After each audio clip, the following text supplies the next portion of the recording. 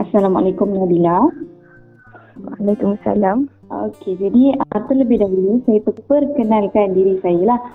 Saya Munira, wakil daripada Permai. Okey, jadi Permai ni adalah satu persatuan ataupun NGO di Pahang lah. Jadi tujuan saya buat panggilan ni adalah untuk menemu ramah ataupun wawancara adik Nabilah lah. Okey, jadi boleh adik Nabilah perkenalkan diri dulu. Nama, sekolah kat mana, sekarang ada kat mana dan tinggal di asrama ataupun di luar. Okay, silakan. Okay. Saya perkenalkan diri saya. Nama saya Fatih Nabila binti Anwar. Saya sekolah di SMA Al-Hairiah Temerloh dan merupakan pelajar asrama. Okay. Untuk waktu sekarang ni, saya masih belajar online di rumah. Seperti mana yang kita tahulah hari ni, adik Nabila ambil keputusan untuk sijil menengah agama atau peperiksaan sijil menengah agama. Jadi boleh adik Nabila share sikit result ataupun keputusan yang adik Nabila dapat hari ni. Alhamdulillah result saya, result SMA saya dapat 5 mumtaz. 5 mumtaz.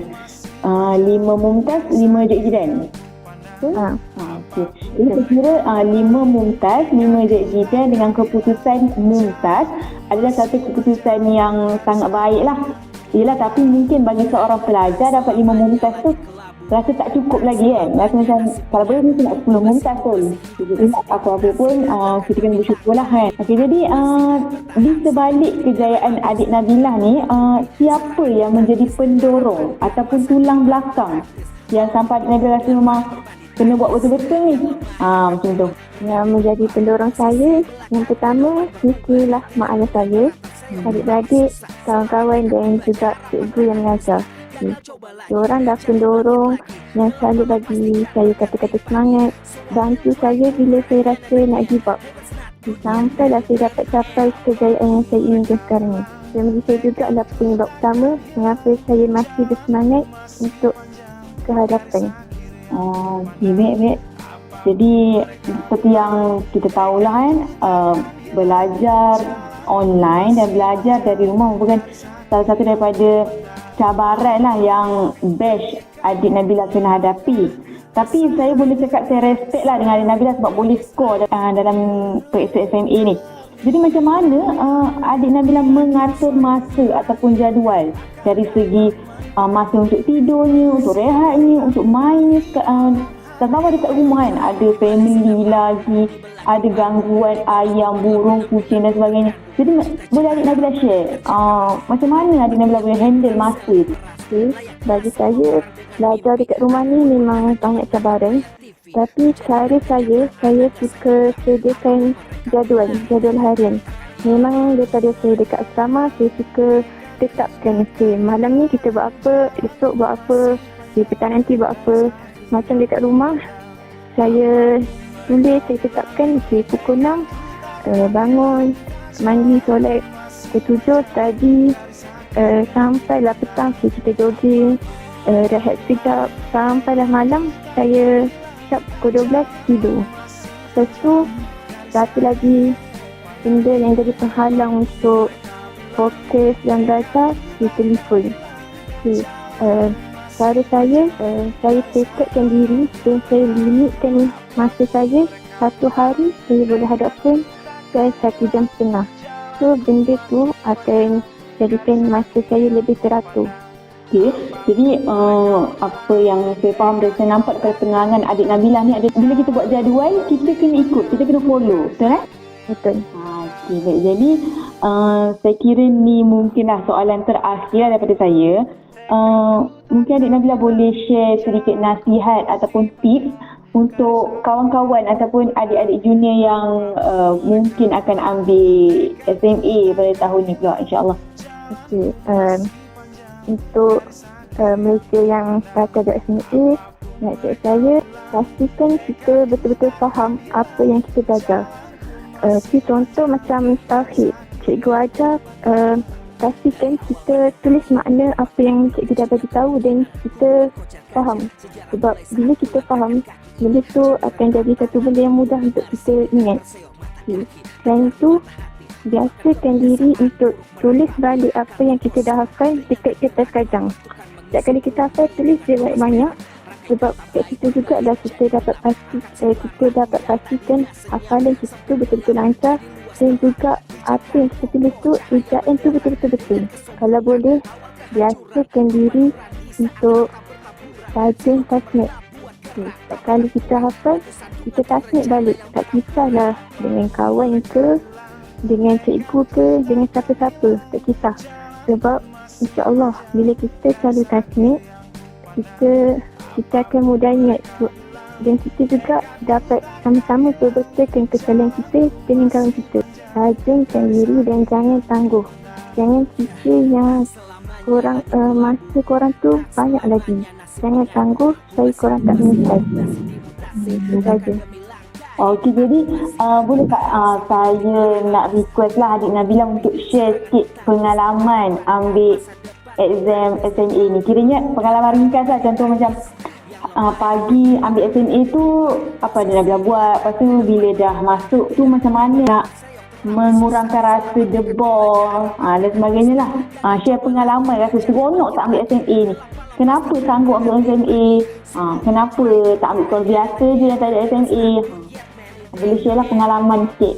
Bagi saya memang daripada sekolah rendah, saya memang masuk sekolah agama sebab saya nak ambil SMA. So, bagi saya bila jawab SMA itu satu benda yang menyeronokkan. Walaupun banyaklah cabaran dengan COVID lagi semua. So, macam pagi tu kita orang akan pergi ke Dewan dulu. Dewan tunggu sampai masa yang dah tetapkan. So, kita akan naik ke tempat yang bilik yang kita akan jawab periksa. So, memang banyaklah perkara yang bagi saya seronok. Dia kata memang soalan tu pun ada yang senang, ada yang susah. Tapi itu semua kita boleh jadikan pengalaman untuk kita dan pengajaran. Untuk tahun kita orang, tahun sebelum ni, satu hari satu subjek. Tapi untuk tahun kita orang, satu hari 2 subjek. So benda tu kadang jadi susah. Kita orang rasa takut. Saya dan kawan-kawan saya rasa tak boleh nak buat. Sebab nak bagi masa untuk hafal untuk satu hari tu 2 subjek. Tapi alhamdulillah kita orang tak putus asa, kita orang usaha. So bila jawab tu, alhamdulillah kita orang semua lepas. Jadi saya kira macam pengalaman SMA ni ada satu pengalaman yang sangat bermakna lah kan. Macam zaman saya dulu pun satu hari satu paper je. So benda tu rata-rata semua dah rasa tiba. Zaman adik Nabila ni, batch adik Nabila ni, satu hari 2 subjek, 2 paper. Kita macam sangat wow lah, boleh kata sangat wow bila dapat keputusan mumtaz ni. Kita memang respect je lah, memang sebab kita pun tahu macam mana cabarannya dengan fully bahasa Arab dan sebagainya. Dan akhir katalah daripada saya, tahniah sekali lagi buat adik Nabila. Dan terima kasih kerana sudi meluangkan sedikit masa untuk di Temu Ramah. Mungkin lepas ni di Temu Ramah oleh Berita Harian pula ke. Jadi ini satu persediaan lah saya kira. Jadi itu sahaja daripada saya. Terima kasih sekali lagi dan Assalamualaikum. Waalaikumsalam. Hello, Assalamualaikum. Husna. Waalaikumsalam. Okey, jadi bersama saya sekarang ni ada adik Alia Husna lah. Okay, jadi boleh adik Husna perkenalkan diri, sebutkan nama penuh, sekolah kat mana, asal daripada mana, lepas tu pelajar asrama ke pelajar luar. Okay, silakan. Okay, Assalamualaikum. Nama saya Nur Alia Husna binti Syahrul Adaha. Sekolah dekat SMA Al-Khairiyah. Asal saya tinggal kat Bera, Pahang. Duduk asrama. Okey, baik. Jadi terlebih dahulu saya perkenalkan diri saya lah. Nama saya Nur Munirah Syahira, merupakan alumni juga daripada Sekolah Menengah Agama Al-Khairiyah. Sekiranya saya Sekolah Khairiyah pada tahun 2015, SPM di Khairiyah lah. Okey, jadi saya mewakili Permai, di mana tujuan saya call ni adalah untuk wawancara lah ataupun ramah SMA yang ambil result hari ni lah. Jadi kita nak tahulah apa dia punya tips, sampai berjaya dan sebagainya. Jadi sebab macam kita tahu, tak semua orang tahu adanya SMA. Biasa SMA ni sinonim dengan budak-budak sekolah agama je lah. Pada harian biasa tak tahu pun SMA tu macam mana. Boleh Adik Husna share ataupun kongsi result yang Adik Husna dapat hari ni? Okey, Alhamdulillah saya dapat Mumtaz Sufi. Masya Allah, subhanallah. Mumtaz Sufi maksud 10 Mumtaz kan? Ya. Sangat hebatlah Siki tu. Okay, baik. Jadi siapa yang menjadi pendorong ataupun tulang belakang Adik Husna di sebalik kejayaan? Pendorong yang pertama sekali mestilah saya percaya sangat mak ayah saya, sebab saya percaya diorang memang selalu doakan kejayaan untuk anak-anak diorang. Ini. Jadi macam Adik Husna belajar di sekolah ataupun belajar online untuk SMA? Untuk SMA, Alhamdulillah sempat belajar dekat sekolah dan ada sikit dekat rumah online. Okey. Jadi kalau macam tu boleh saya tahu macam mana Adik Husna mengatur masa ataupun macam mana buat jadual untuk seimbangkan antara study, tidur, rehat, riadah. Tambah bila belajar kat rumah ni, fahamlah dengan gangguan ayam, kucing, burung, adik-adik lagi. Jadi macam mana boleh Adik Husna ceritakan ataupun kongsikan lah bagaimana adik menguruskan masa tu? Buat menguruskan masa yang paling penting, saya kira paling penting waktu cikgu tengah mengajar, waktu kelas, fokus betul-betul. Sebab waktu tu memang sangat penting. Kalau waktu tu kita dah tak fokus, bila kita nak study balik memang kita tak dapat. Macam tu. Waktu rehat, waktu main. Kira je kita tak pressurekan diri sendiri. Kita trust the process. Okay, itu awal. Okey. Daripada Adik Husna kongsikan jadual daripada bangun pagi, contohnya pukul 6 bangun pagi sampai subuh. Pasal pukul berapa biasa study, tidur pukul berapa, sebabnya yang saya tahu dan yang saya faham, tidur pun memainkan peranan penting untuk memastikan kita punya otak sentiasa segar dan bersedia untuk menerima ilmu. Jadi boleh kongsikan pukul berapa tidur, pukul berapa bangun? Bangun, Alhamdulillah dapatlah bangun sebelum subuh kadang tu sebab duduk rumah ni kan. Jadinya bangun tu solat subuh, lepas tu mandi, lepas tu terus siap-siapkan benda kat rumah apa yang patut, and then bersedia untuk kelas pula pagi tu macam biasa kalau ada kelas.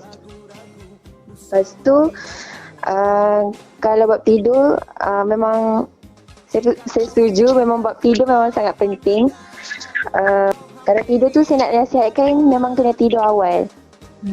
Sebab macam seorang doktor ni pernah cakap, Dr. Rizal Abu Bakar, kita boleh nampak satu beza antara orang-orang yang berjaya, jutawan dekat luar sana, orang-orang yang hebat adalah dari segi tidur dia.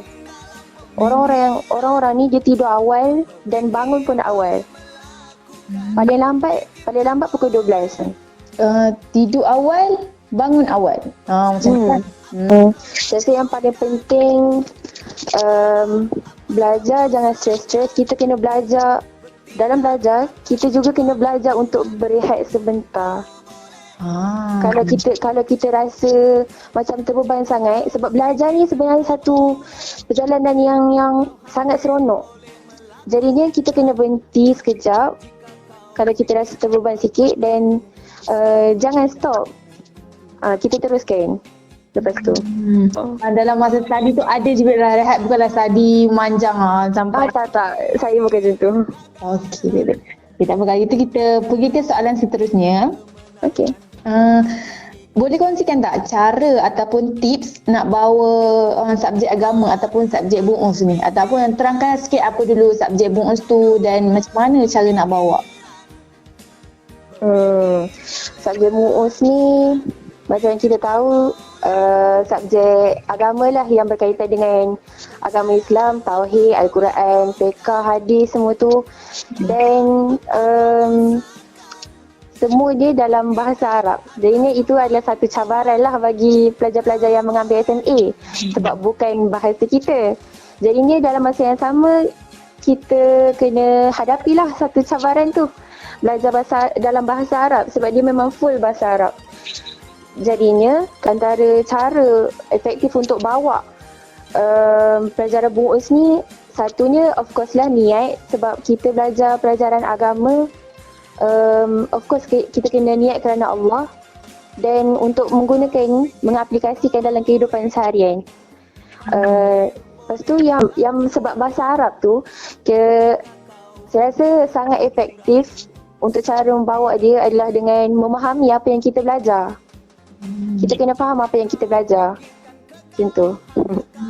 Kayaknya macam contoh kan cikgu mengajar dalam kelas, ada tak ada Isna buat nota ke, buat nota ringkas ke? Macam mana tu? Ada tak? Ada. Sebab saya memang minat buat nota ringkas. Saya tak suka buat nota panjang-panjang. Dia macam meringkas tapi comel-comel macam tu untuk bagikan sedikit inspiration dekat kita. Macam tu. Okay, jadi poin kat situ kita kena faham, lepas tu kita kena buat nota dan mungkin tulis balik kan. Macam kalau kita hafal tu kita tulis balik. Ya betul. Okay, jadi soalan seterusnya lah. Boleh adik nak ceritakan pengalaman lah ataupun perasaan ambil SMA ni. Sebab yelah kita tak semua orang merasa ambil SMA ni. Mungkin dalam berjuta-juta student form 4, kita adalah antara yang terpilih untuk ambil SMA ni. Dan betul lah nak tahu perasaan ambil SMA tu, berdebar ke, seronok ke, tambah-tambah dapat result cemerlang kan. Mungkin rasa berdebar ambil SMA tu tak habis lagi sampai hari ni. Jadi boleh lah. Okay. Sebenarnya mula-mula tu dah nak dekat SMA dah. Waktu tu dekat asrama. Tiba-tiba diumumkan PKP semula kan. Lepas tu kena balik. Tunggu lama pula. Baru kena datang sekolah balik untuk SMA. Jadinya waktu balik semula ke asrama tu memang lama tak mengulang balik semula. Tapi yang peliknya, dalam banyak-banyak periksa yang saya pernah lalui dalam hidup ni, periksa SMA ni saya tak berapa berdebar. Yang tu yang peliknya, saya tak berapa berdebar. Sebab, dan saya sangat percaya ni sebab dia, sebab waktu cikgu suruh hafal, terus hafal. Cikgu suruh buat nota, siapkan kerja, terus buat. Semua tu memang akan membuahkan hasil. Sebab beza antara kita baru nak hafal dengan mengulang memang sangat berbeza. Kalau kita nak hafal, kalau kita nak baru nak hafal, mengambil masa yang lama. Sebab lagi-lagi bahasa Arab kan benda ni. Kita nak faham lagi, kita nak hafal perkataan tu lagi. Jadinya saya nasihatkan hafal awal-awal kalau cikgu dah suruh tu. Kalau cikgu tak suruh pun apa salahnya kan kita hafal dulu. Lagipun benda ni untuk pengaplikasian kita dalam kehidupan seharian sangat penting kan ilmu agama. Mungkin sebab itulah saya tak berdebar. Dia bukan tak berdebar langsung, berdebar tapi kurang sebab kita dah bersedia daripada awal. Okey dek. Jadi terima kasih atas pengalaman tu yang sedikit sebanyak mengingatkan saya jugalah zaman-zaman saya dulu. Okey, jadi saya rasa ni mungkin soalan terakhir dah lah. Nak minta adik Isna bagilah sedikit nasihat ataupun tips untuk adik-adik junior yang akan ambil SMA lah. Nasihat saya, tips yang saya rasa memang saya guna, bolehlah dah kira lama juga, adalah jaga mindset kita, ubah mindset kita. Sebab kalau contohlah pasal yang study awal tu kan, hafal daripada awal, mungkin orang akan cakap, alah nanti lupa juga. Tak, percaya cakap saya, memang tak. Memang kalau kita dah hafal daripada awal, kita nak mengulang lepas tu, memang Alhamdulillah, InsyaAllah memang senang sangat. Dan yang saya nak cakap ubah mindset ni, kena selalu bayangkan yang kita ni boleh. Selalu percaya kepada diri sendiri. Sebab kalau macam Dr. Rizal ni pernah cakap, otak kita, kerja dia hanyalah menerima. Dia tak tahu mana baik buruk. Jadinya, kalau kita bayangkan, kalau kita fikirkan benda yang buruk tu akan datang. Allah akan bagi apa yang kita cari. Kalau kita fikirkan benda yang elok-elok, benda yang baik, insya-Allah memang Allah akan dekatkan. Allah akan bagi apa yang kita cari. Jadinya kalau macam saya dah buat daripada dulu, tapi rupa-rupanya memang inilah caranya. Saya memang selalu daripada kecil lagi selalu bayangkan, saya berangan lah kiranya. Berangan yang saya dapat keputusan cemerlang, saya naik pentas. Saya seronok, saya happy, saya enjoy the process of learning. Dan Alhamdulillah memang kejayaan tu memang datang. Ia datang sebiji macam apa yang saya bayangkan. Itulah. Jadi poin yang boleh saya keluarkan lah, iaitu pertama mindset lah, ubah mindset sendiri, jaga mindset, dia sampai jaga niat dia, jaga juga mindset kan. Lepas tu yang kedua, percaya diri sendiri. Kalau kita kata kita boleh sendiri, kita boleh kan. Lepas tu yang terakhir, berangan ke free kan, dan kalau dah ada free tu baik kita berangan benda yang baik ke. Ya betul. Jadi saya kira itu sahajalah, dan akhir kata daripada saya, terima kasih dan tahniah atas kejayaan Mumtaz Sufi, dan semestinya membanggakanlah sekolah SNA Al-Khairiyah ni.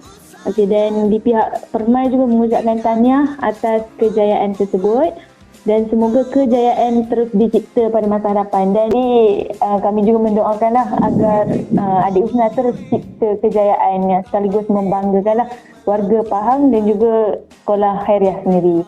Itu sahaja. Assalamualaikum. Waalaikumsalam. Terima kasih juga.